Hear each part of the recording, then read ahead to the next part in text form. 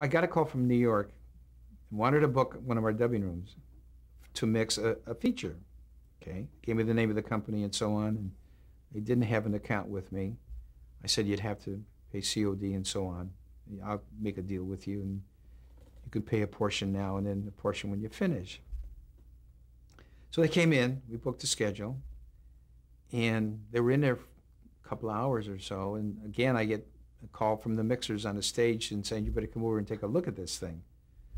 And they said, don't come in a room, look at it through the portal in the projection room. It's strange. So I went and looked, it was hardcore. And there's no way I would ever deal with a hardcore film, and I really got upset. So I immediately got on the phone to the police department, told them what was going on. I said, what do I do? And they said, what kind of a film is it? What's the name of it? And so on. I gave it to them. He said, you better call the FBI. So I called the FBI. They were familiar with the film. They were wondering where it was and where it was going to end up. And they said they were coming right down, which they did. And they took a look through the porthole and saw what it was and were familiar with it. And I said, what do I do? I says, if I cancel them out, they have a perfect right to sue me. Because if they got an air date, they're not going to make it because I threw them out. And I says, that could happen. And they said they were aware of it. He said, you're in the clear, just go ahead and finish the film. We finished it. A couple of weeks later, guy walks into the front office in the lobby, tells my secretary he wants to see me, and he's dressed like a bum with long hair and sandals and Levi's, torn shirt and all this stuff. And she looked at him and said, I'm with the FBI. And so she gets me on the phone and told me what it is. I said, well, have him come in, I don't know. So he walked in and I looked at him. You could tell, I looked at him. He's a bully, with the FBI. He pulled this thing out and showed his badge and everything else. And he said that, and he gave me a subpoena. I said, what's this for? He said, we want you to testify in the grand jury about this film. And I said, okay. So I guess about a month or so went by. I finally got a notice to appear at the grand jury, which I did. I had never been there. I know nothing about the grand jury. I'm waiting out in the hall for my turn to go in, and here comes this well-dressed man, this ponytail.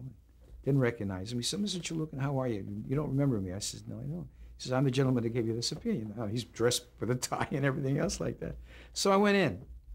But prior to that, he says to me, well, did you see us? I said, what are you talking about? We've been following you for a month. I said, what do you mean? He said, we were picking up at the house. We were following you to work. We were following you everywhere you were going during the day. We followed you when you left the house if you went out to dinner. I said, you got to be kidding. I said, no. I said, I wasn't aware of it. Ended up, it was a film for the mafia. Okay? Now, unknown to me, prior to the grand jury, prior to the subpoena and all this stuff, I'm calling these people because they owe me $6,000, and I'm threatening them in New York that I'm going to destroy the soundtrack if you don't pay me. And this woman's on the phone. She's laughing. So she says, just a moment. So she puts a guy on that I was dealing with, and I'm telling him, same thing. I'm going to, oh, you don't pay me this and that. He's laughing. He says, you got a lot of chutzpah. I said, what do you mean? You owe me money. I want to get paid. Bottom line, I got paid. And in about a couple of weeks after, that guy got assassinated out in New York. They killed him. It was a hit. But that's one of the stories. Why were they following you, though? Just to protect you to from protect the mob? me. To protect me. That's what it was about.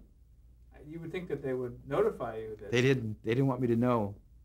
I was in shock. I didn't even tell my wife about it until years later.